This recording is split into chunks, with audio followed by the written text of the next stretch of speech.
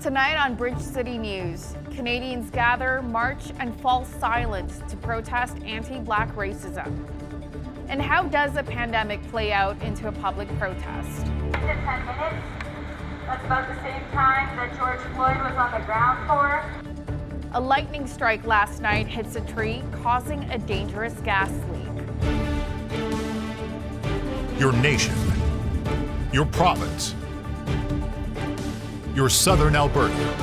From the heart of Lethbridge, it's Bridge City News Weekend Edition.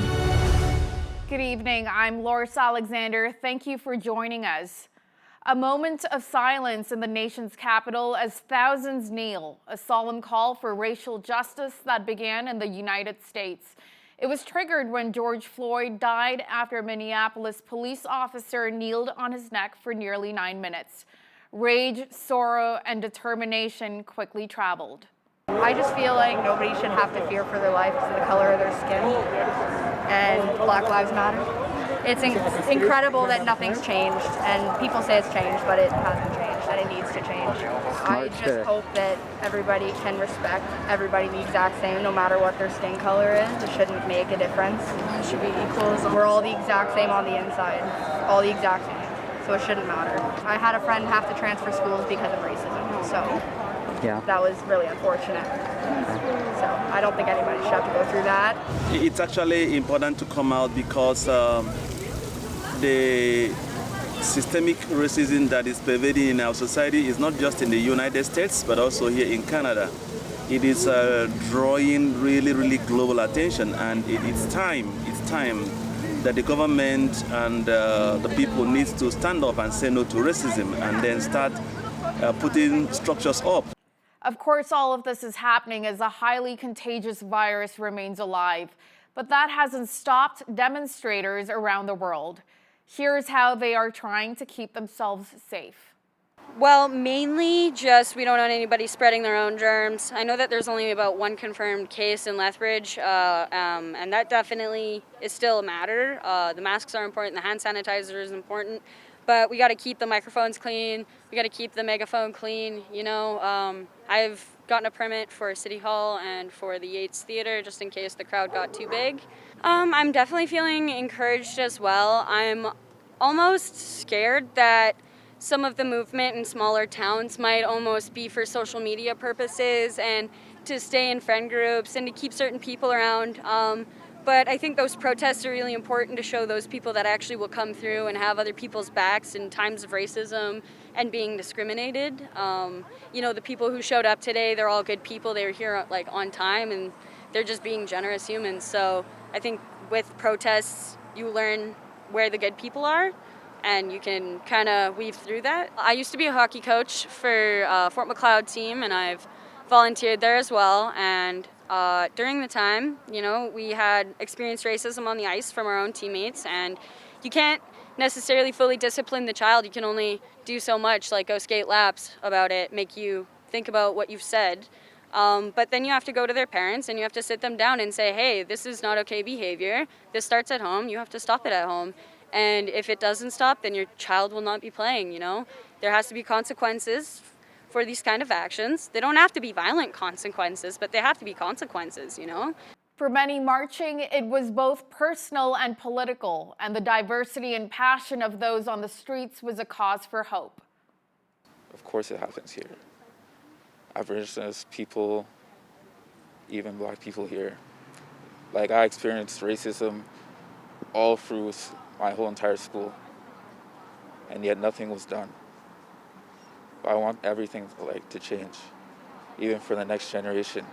I don't want the same thing to happen to me to happen to them, because that's not right. Well, all of us coming together, that'll make a change. Not only a certain amount, certain group, only the Black people, only the white people. It takes on everybody to make a change. There was a disturbing encounter caught on video during protests in Buffalo, New York that left an elderly man seriously injured and once again raised serious questions about police conduct. Yesterday, as officers advanced down the street, a 75-year-old man approached them and within seconds was shoved to the ground, hitting his head with a crack. Clearly injured, one officer involved appears to lean down to check on him before being urged on by his superior. The outrage online echoed by New York's governor. Buffalo situation, I want to applaud Mayor Byron Brown. Mayor of Buffalo suspended the police officers yesterday immediately, and I believe the district attorney is looking into it from a possible criminal liability point of view, and I applaud the district attorney for moving quickly. I would say I think the city should pursue firing, and I think the district attorney should look at the situation for possible criminal charges. And I think that should be done on an expeditious basis. Sick to my stomach. It was the same feeling I've had for 90 of the past nights when I would get the death total from coronavirus. I would physically get sick to my stomach. And when I saw the video, I got sick to my stomach. 2 of the officers involved were suspended pending an investigation, but all 57 members of the riot squad have stepped down in support of them.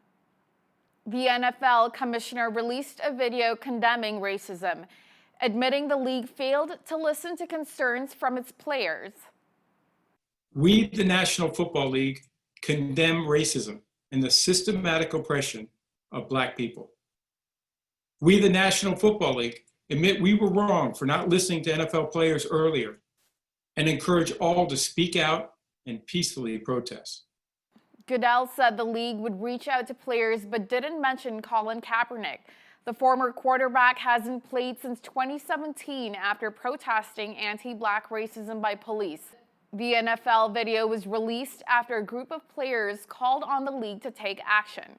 What if I was George Floyd? If I was George Floyd? What if I was George Floyd? If I was George Floyd? If I was George Floyd? If I was George Floyd?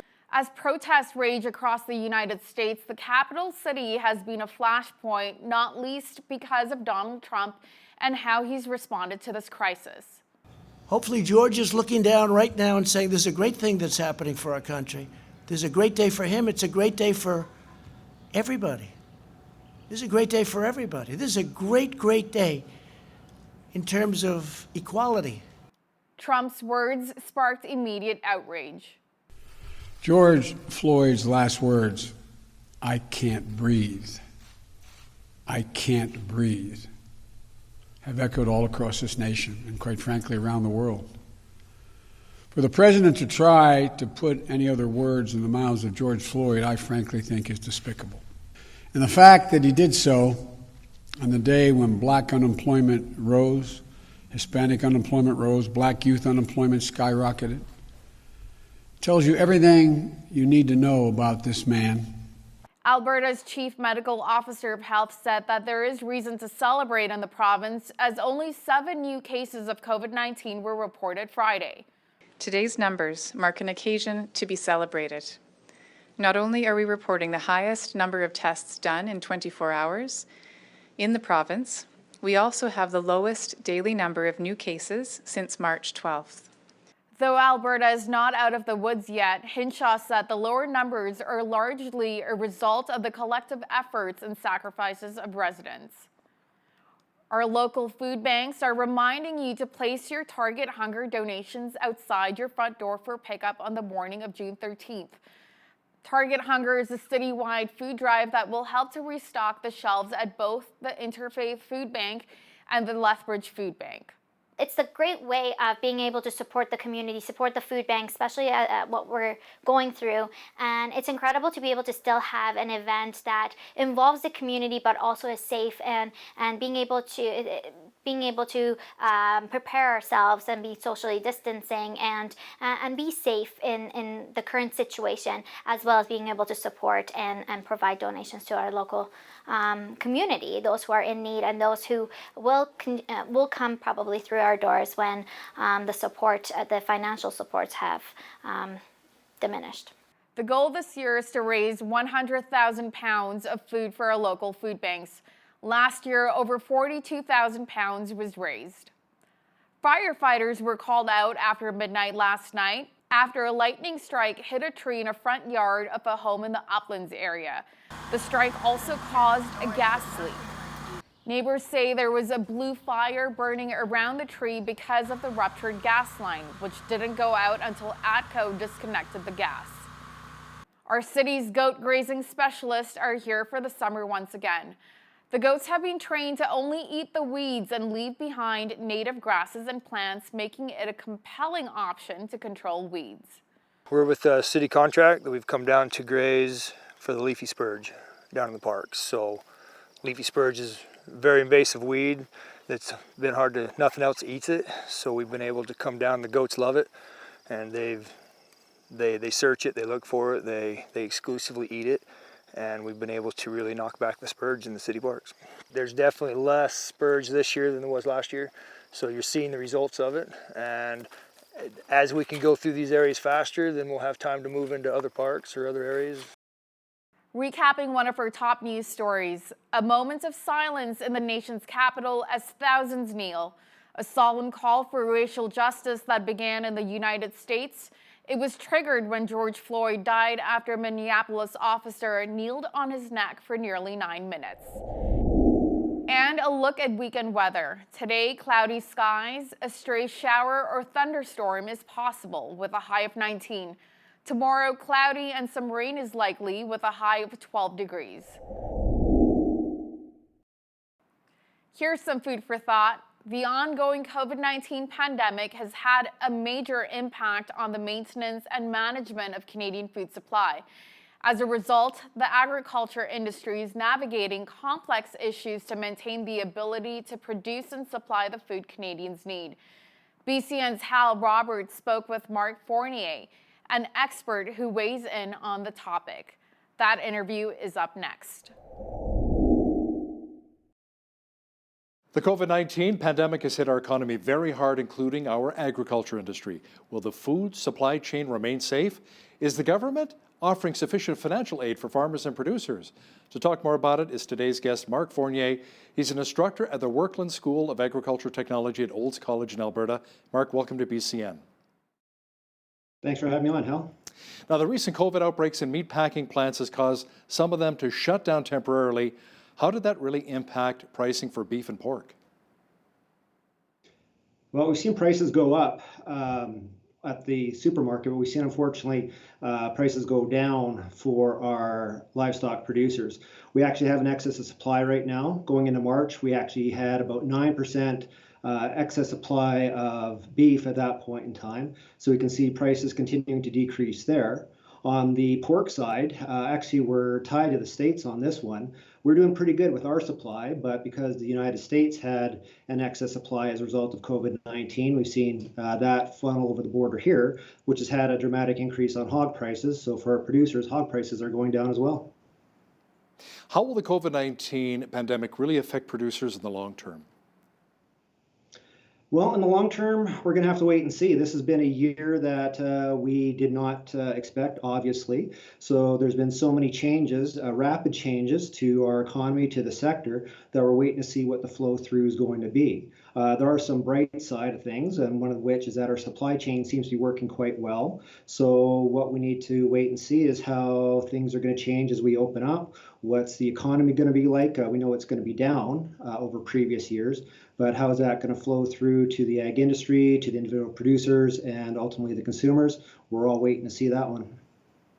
Now, many feedlot operators and ranchers say, although the government has provided some financial aid, it's not nearly enough. Ottawa promised $252 million. How much more is needed, and what will the money go towards?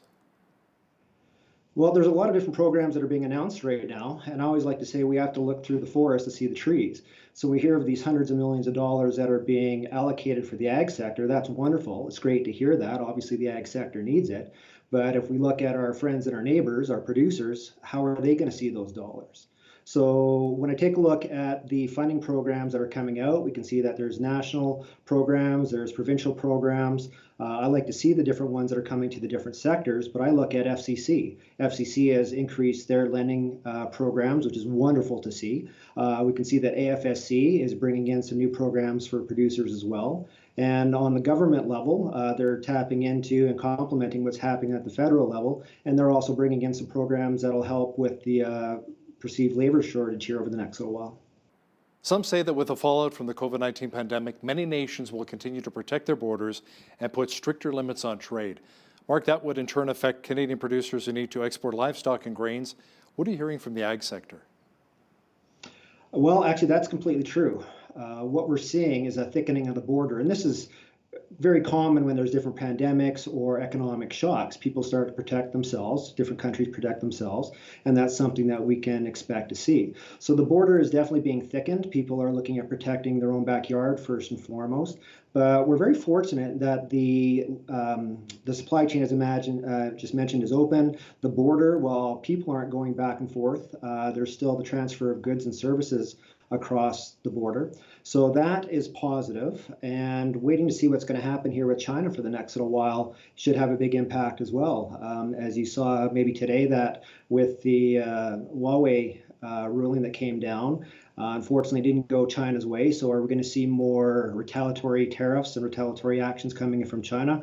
We're going to have to wait and see. We have a election going on south of the border. So is that going to impact our exports? We're going to have to wait and see. So I do expect things to be thicker, the border to be a little bit thicker than it has been for the last few years, but we still enjoy good relations with our friends here in North America. So I do think we'll still continue to see some exports. Now, there have been some complaints from grain farmers that they were left out of the federal aid package for farmers. What are your thoughts? Well, that's one I completely agree with. If you take a look at the Grain Farmers of Ontario, they've recently done a study, and they stated that almost 90% of their members are already seeing a decrease in income. Their members are also stating that a lot of contracts are being canceled right now, and we're only 5 months into the year, we're only a couple months into the growing season. We're seeing an increase in input prices and a lot of uncertainty. And so when we take a look at the grain sector, are they going to feel this? Absolutely they are. It's just not as fast as we've seen it on the livestock side of things. So I did like what they put forward, in that they would like to see some improvements to risk management programs. They'd like to see some improvements to agri-stability, some improvements to agri-invest. So there's some options that can be taken both at the provincial and federal level. So I think the grain producers are spot on that one. Now, there's been some talk of producers deciding not to plant a crop this year and simply riding out the season. Do you know of any producers who've actually gone through with that? I can say no on that one. Here in central Alberta, the last 4 weeks, we've seen our producers have to take off the last of harvest 2019 and then immediately turn around and put on seeding 2020. So the producers around here have been pretty busy as is, and I haven't had anybody state that they're not going to put a crop on. The people I've talked to are worried, obviously, but they're putting their ducks in a row, as you will, and are hoping for the best. Some say that Canada's food supply could actually be threatened by this pandemic if the ag sector doesn't get the help that it needs. Is that possible? I'm going to say no on that one. One thing we're very lucky to see is that we do have a very robust system. We have seen a decrease in not even the supply, we've seen a decrease in supply at the retail level. And we've seen an increase in supply at the producer level, obviously, which is why we're seeing more livestock inventory and hog inventory right now. I think a lot of people are concerned because for the first time in a generation, we've gone to the grocery store and we've seen empty aisles. Started with the toilet paper, then went on to the flour. Now we're going on to the meat, the chicken and the beef there. And in each case, the paper producers were saying, no, we've got plenty. When we saw the flour, we were being told, no, we have plenty. It was just the bags that were in demand at that point in time. And if we take a look at what's going on right now with poultry, for example, they've got an ample supply. They need more capacity to store the supply that they have. Our system for the last 15, 20 years has been a just-in-time inventory system. So we're used to we want fresh meat. We're used to getting meat a day or so after the previous load was cleared out. And now people being people are starting to purchase in bulk more than they have in the past. People are starting to fill their freezers more because of the uncertainty. And of course, that's led to an increase in demand, short term at least, for the meat that we're seeing at the grocery store. So there is concern over this. But because of the robustness of our system and the supplies that we have in place, I think it's more of a production concern than a consumer concern. So from everything I've been saying, no, there's no major concerns at this point in time. With so many restaurants closing down, Mark, how has this really affected potato farmers and others who would normally be providing food for the restaurant sector? Well, I was in a seminar here the other day, and what I was told is that of the average household, for their food budget, 30% of that budget goes to eating out, goes to the restaurants. And that came to a very abrupt closure here back in March. So obviously that led to some changes there. But as we see things opening up, we're not seeing people return to restaurants at the same capacity. They can't come back in the same capacity as when they closed. I had the pleasure of visiting a restaurant here this past weekend. Only about 1/3 of the tables were open up.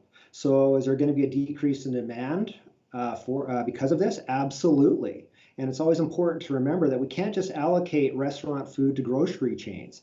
There's different supply lines, there's different rules and regulations that go around the sale of these types of products. So to simply say, well, if it's not going to go to the restaurant, we'll send it to the grocery store, that can happen over time, but it's going to take a while. So I do think we're going to see an increase in supply at the producer level, and that's very unfortunate because that's going to drive down producer revenues a little bit. How that's going to play out, is this something we can eat our way out of like we did with BSE? That's something we're going to have to examine.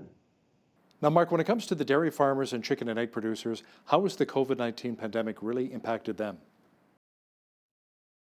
From what I've been reading, the biggest impact so far, and the couple people that I've talked to so far, has been again on the supply side. With the decrease in demand due to restaurants, that's reallocated the supply and demand model a little bit more. So we are seeing some milk get poured out. We've heard about that, and that's unfortunate. Do we expect to see this continue to the midterm and long term? Probably, and I think that's why we're seeing the federal government come in with $50 million for the Canadian Dairy Commission and others so they can help buy up excess supply. So hopefully over the next several months, we'll see a bit of a redistribution in the demand. We'll see restaurants open up, and then we'll see things return to a little bit of the normal. But is there going to be a pinch in the short term? Yes, there is. Now, is the ag sector still dealing with a major labor shortage at this point? And if so, are there any solutions? Well, that's a tough question because as long as I've been working with agriculture, there's always been a labor shortage. And so is this going to compound the issue? Absolutely. As I mentioned, we do have a fairly good border system in place right now, but as everybody's aware, people can't go across the border. So the temporary foreign workers that we've relied upon in the past are unable to arrive.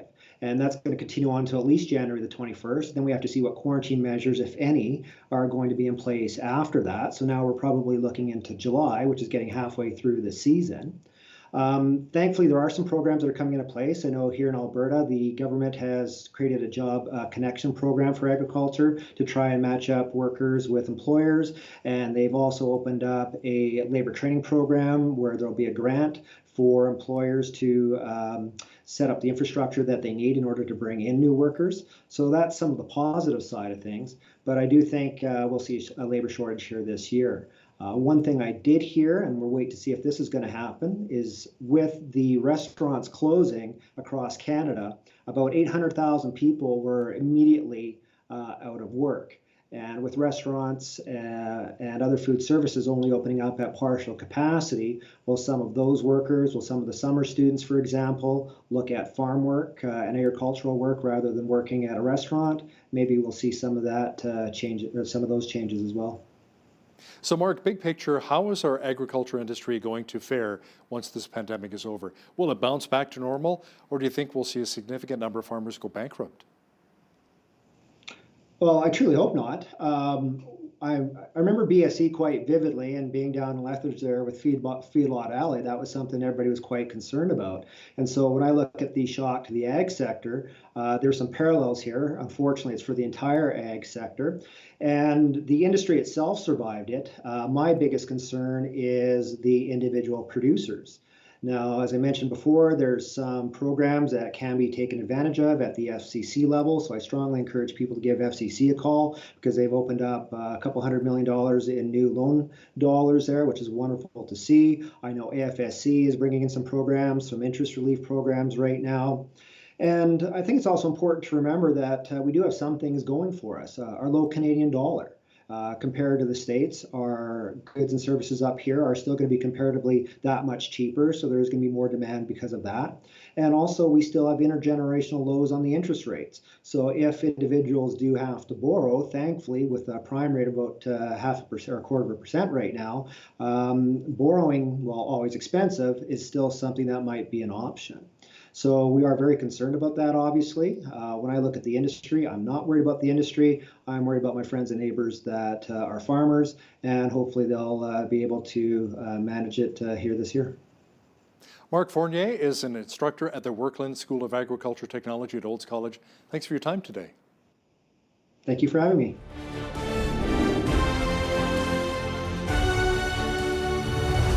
Marriage is hard at the best of times, and now with the pressures of the COVID-19 pandemic, some might find it even more difficult. Today's guest is a marriage coach and a court-appointed mediator. Ron Price is also the author of Play Nice in Your Sandbox at Home: How to Enjoy Peaceful Relationships with the Important People in Your Life. Welcome, Ron. It's a pleasure to have you with us today. Oh, Jeanette, the pleasure's mine. Thank you so much. Awesome. Okay, so Ron, that's an interesting book title. What's the significance of this analogy? Actually, Jeanette, it's the second book in the series, second of three. In 2016, I came out with Play Nice in Your Sandbox at Work. And in all of my books, the play is an acronym, a four-step model to prevent trivial, insignificant, meaningless things from blowing up on you and becoming a conflict. And I assume you know what I'm talking about. Absolutely. I think we all do. Yeah. Not only were they not a hill to die on, they weren't a hill to get sick on, and yet they're taking over our time, our energy, our lives. So the play is, how do you prevent those from happening at work, at home? And again, in November, I'm coming out with At Church, which is a whole different matter. But how do you prevent conflict? The nice is, how do you resolve conflict? Significant differences that, Jeanette, we're all going to have with other people from time to time. How do you resolve those in a productive manner? So, in the sandbox, I just never grown up, I guess. People ask me, where did I grow up? I say, I'm trying to do it in Farmington, New Mexico. So it's just kind of playful and helping people realize conflict can be prevented at times. It can be resolved when necessary. And like you said, I mean, whether it's at church or home or at work, we're all human, right? And so we have those interactions daily. And it's a challenge, right? Sometimes. It's fun, though, isn't it? It's fun. Absolutely. Now, Ron, you're a court-appointed mediator. Can you share what your experience has been with couples who maybe put their kids first above, I guess, their spouse? Yeah, they end up divorced. That's and I shouldn't be laughing. That's not funny, but it's incredible how many couples have told me, yeah, we put our kids first. We stop focusing on the marriage. Jeanette, if you really want to put your kids first, you get some very good, reliable sitters, or you get other couples with kids the age of your kids, and you trade off so that you're going out on regular dates. You're going out and focusing on the marriage because, number one, that's what your kids, they want to be able to come home after they've left and grown up. They want to bring their kids to your home to see both grandparents together. So you want to put the kids first, you want to focus on the kids, you focus on the marriage. Interesting. And I'm sure that sets a really good example too for the kids in the long run. Oh, absolutely. Point. Now, most people say that finances are the number one reason for divorce, but you say it's something else, that it's failure to cut the apron strings with your own parents. Please explain that. we come into a marriage, Jeanette, with certain expectations based largely on how things were in our family of origin. That's all we know, so that's how we assume things should be in our new married home. Well, guess what? Your spouse didn't grow up in your home. At least, I hope not. That's a whole nother topic. They have a different set of expectations. And so one of the challenges in marriage is to carve out not yours or mine, but ours. And you've got to leave mom and dad. You can't be running back to them whenever there's a dust up or a disagreement or whatever.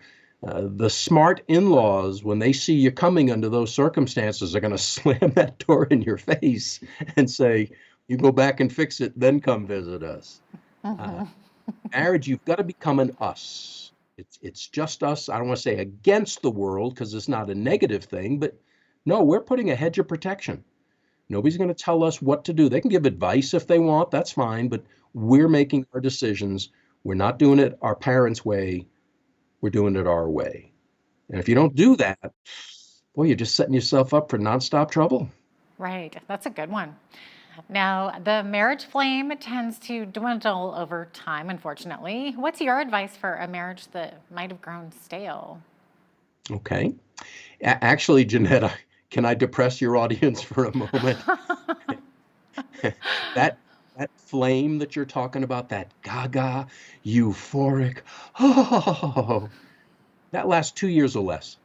Oh, wow. 2 That years is or less. depressing.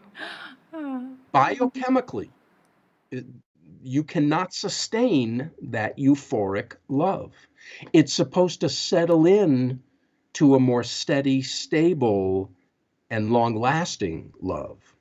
And so one of the problems that people fall into is they forget the importance of having fun in their relationship. You know, when they first meet, that's all they're doing. They're having fun. They're doing things, and they say, "Oh, let's do this forever," and they marry and they still have fun. But over time, and especially when the gaga wears off, life becomes raising the kids and paying the bills. Or is it paying the kids and raising the bills? Whichever. Fun gets pushed to the wayside, and that's a huge mistake. In fact, in my play nice model, the P stands for play, play, play. You've heard the expression, the family that prays together stays together. Okay. Sure. That for the theologians. I'm saying the family that plays together, has regular date nights, just as a couple, and fun nights as a family, is going to experience the joy longer, keep the flame, as you said, burning more brightly. Right. And doesn't it seem that the common courtesies that we extend to strangers sometimes get missed in our own marriage? Where are some of these, and why do we neglect them at times? You know, Jeanette, how much time do we have? Do we have about 3 hours? No. But the point is valid. We're at the grocery store and somebody puts groceries in our bag. We say thank you. And they typically say you're welcome. We say please to people, total strangers that we don't know. But we neglect that at home. I think we just kind of take people for granted to an extent. And when we ask for something, don't just ask, say please. When somebody does something for you, say thank you. When somebody thanks you, say you're welcome. This is not rocket science. This is not earth-shaking. But you know what? Those little things, Jeanette, they do add up over time and help people want to serve more, love more, encourage more. Yeah, remember your P's and T's. I've heard the expression "mind your P's and Q's." I don't know what that means. I don't know what the Q's are. Mind your P's and T's. Your pleases, your thank yous, your welcomes. You'll be glad you did. Yeah, good advice. Now, in your book, you define marriage as two imperfect people who join together to try to form a perfect union. Can you explain this? Well, that's what it is, but what's the chances of that, Jeanette? I don't know if you're a betting woman or not, but again, you take two imperfect, hurting individuals who have needs that they're not good at voicing at times. That's a whole nother matter. And they expect the other person to understand and meet those needs nonstop. You're dreaming. You're dreaming. It's not going to happen. Imperfect people cannot create perfect relationships. And especially, as you said in the beginning, under this COVID-19, when we're having more time together, we've got the added stress and the uncertainty and perhaps financial challenges. Yeah, imperfect people, that's, you're going to see the flaws and the faults and the shortcomings in your mate. So if I may, Jeanette, could I cite the L chapter real quickly? I think it fits well here. Sure. The L chapter is look for the good. Again, you ask my wife to list Ron's top 10 faults, it might take her 10 seconds, maybe 1 second per fault. You ask her to write down Ron's top 10 good qualities, his positives. Well, depending on the mood, depending if we're in harmony together, it won't take her very long. If we're not in harmony, it might take her a while to think about the good. So force yourself. Look for the good. Look for the good, and your mate, your children, let them know, I really appreciate this about you. Thank you so much. You're going to start seeing more of it, I promise. That's nice advice. Now, we all know the phrase forgive and forget, of course, but you say that that's unrealistic. Why is that? Yeah. Jeanette, I don't know about Canada, and I'm looking for an opportunity to say the word oot, because I love the way you folks say oot. In Canada, when you were young, did you hear an expression, sticks and stones may break my bones, but words will never hurt me? Yeah, of course. Yeah. Do you remember what age you found out that was a total lie? Words? Pretty young. Yeah. Words can be very hurtful. Well, another expression we've learned from way back is forgive and forget. Jeanette, we can't do it. Now, you're young enough, this won't be a challenge for you, but I ask people my age to think back to their first or second grade teacher. Let me put you on the spot. Can you recall the name of your first or second grade teacher? Yeah, I can actually. When's the last time you thought of that person? It's been a little while. Yeah, thanks. But yeah. But look how quickly you were able to access that information. Yeah. Our brains are such, God made our brains in such a way we don't forget anything. We may not be able to recall it when we want to. I promise you that one. But every memory, everything that's ever happened to us is in the emotional part of our brain, and something can trigger a memory to bring it right back to the surface with all the power and the pain and the impact. So to say forgive and forget, I might as well say forgive and eat this building. It's not going to happen. The trick, if you will, the challenge is forgive and move on. Purposely decide, you know what? Nope, I have forgiven that. And if I have thoughts come into my mind, I'm deleting them because I have chosen to forgive and move on. It's an action, isn't it? Yeah. Yeah. It's a decision and an action. Yes, well put. So most of us who are married are either trying or have tried to change our spouse, but you say that this is a waste of energy. Well, Jeanette, I didn't ask you, but are you married, Jeanette? I am, yes. Ever tried to change your spouse? I think everybody's guilty of it a little bit, right? I was going to say, you don't have to answer that. I was watching the Today Show. This is probably last century, last millennium. It was a long time ago. And I was just about to shuttle off and go back to work, and they said in our next segment, an animal trainer is going to come on and explain how she used animal training techniques to change her husband. And I said, oh, this is going to be good. Yep. So I stayed and I watched it. And I can't remember her name. I would give credit if I could. But she said, when we train animals, we look for those behaviors that we like, those behaviors that we want to see more of, and we reward them. We give them food or compliments, praise, what have you. We let them know, yeah, that's good. We see more of it. She said, I started doing that with my husband. She said, when I saw him doing something that I appreciated, I let him know in no uncertain terms, wow, thank you. Man, I like that. Not over the top, come on, but realistic. I appreciate that. And she said, you know what? And he began to change. But then Jeanette, she looked right in the camera and she said, oh, was it I who had changed.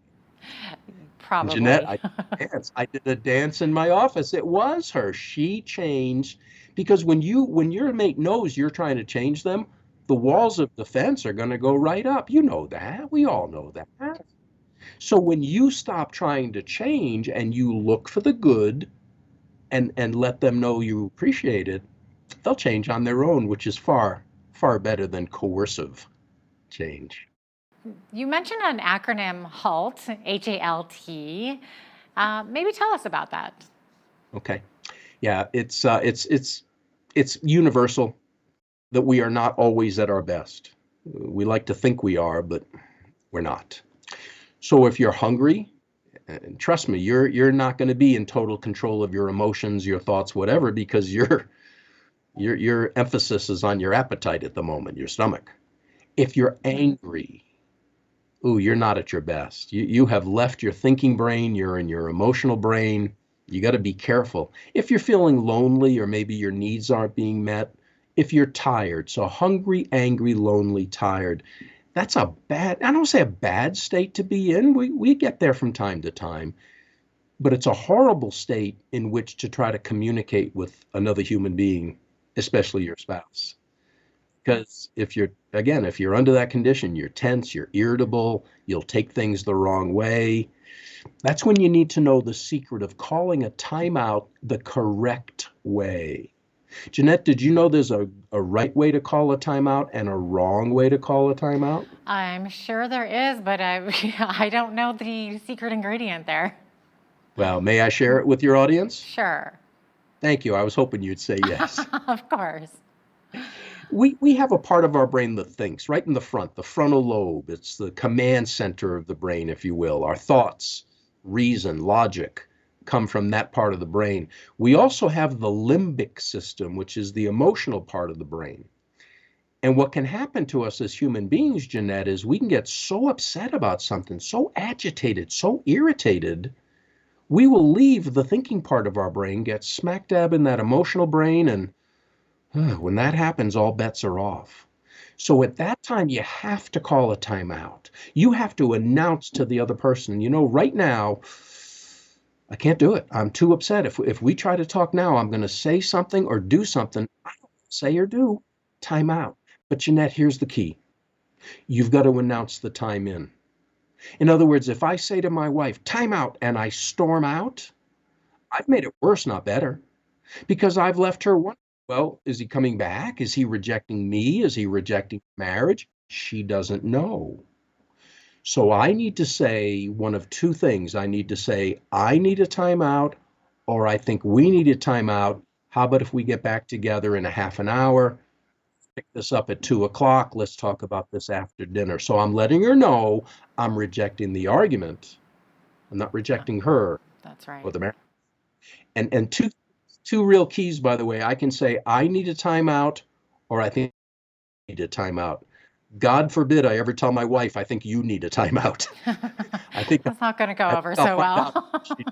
Yeah, no, that won't go over well. Yeah, no, that is really fantastic advice. Probably something that we can all use, whether we're married or not. Yeah, no, that's exactly right. Yeah. Thank you for that, Jeanette. If I may, when I wrote Play Nice in Your Sandbox at Work, people think, well, I don't work, so I don't need that. 100%. 100% of the skills that I teach in the At Work book are applicable. Probably 80% of the At Home book are applicable at work. And, probably 50 or 60% of the At Church book, they're relationship skills. They're going to be applicable at home and at work. Because, like I think you said it earlier, relationships are relationships. We got to learn how to get along. Exactly. Ron, thank you so very much for joining us today. We really enjoyed having you on our show. Jeanette, I'm just sorry it's come to an end. I've enjoyed it immensely. Thank you so much.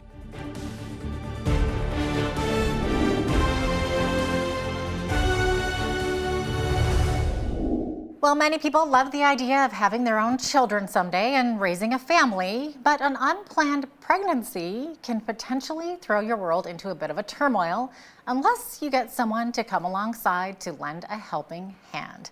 Today's guest is Monica Lowen, Executive Director of the Lethbridge Pregnancy Care Center. Welcome, Monica. It's great to have you here. Thank you. It's great to be here. All right. So why don't you start by telling us a little bit about your organization, what it's all about, what kinds of help you provide? Absolutely. Lethbridge Pregnancy Care Center has been operating in downtown Lethbridge for 6.5 years, so since 2013. And we are there to provide assistance to women and men facing an unplanned pregnancy. Anyone facing an unplanned pregnancy, like you alluded to, that can cause a lot of turmoil. And it's a big decision to have to make. And so we're there to provide a listening ear, to provide encouragement, and to provide information on options available, and then support after the decision is made, whatever that decision is, whether that becomes practical supports or emotional support afterwards.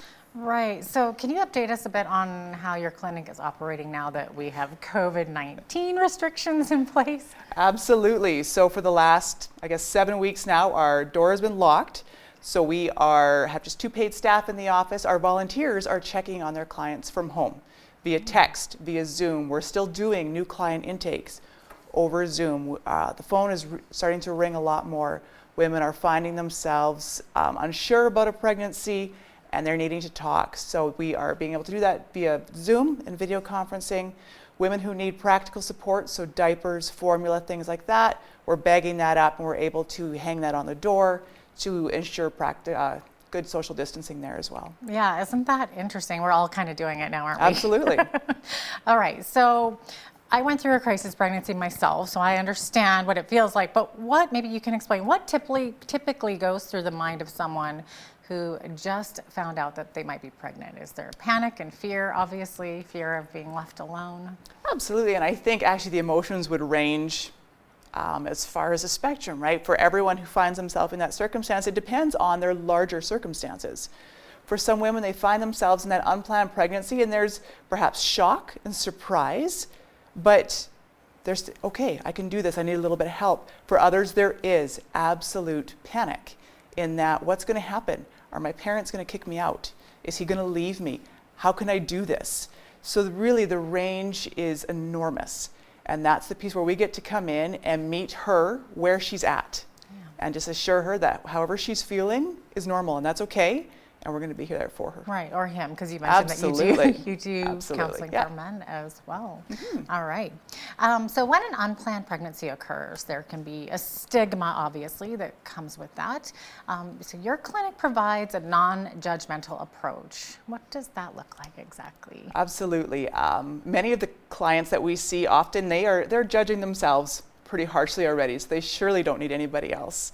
We're there to just answer their questions, and we're there as somebody who's not emotionally invested in her situation. Often when a woman finds herself unexpectedly pregnant, everyone else around her has the answers. So if she has spoken to people, there's people saying, you should do this, you should do this, you should do this, or else she's really scared to tell anyone, and she hasn't been able to speak about it. When we're not invested emotionally in her situation, we're not part of her day-to-day. So we're there to say, we're here for you. Whatever you choose, we're going to support you. We're not living her life. At the end of the day, we go home to our lives. She goes home to hers still pregnant. So we can't make that decision for her. We can't tell her what to do.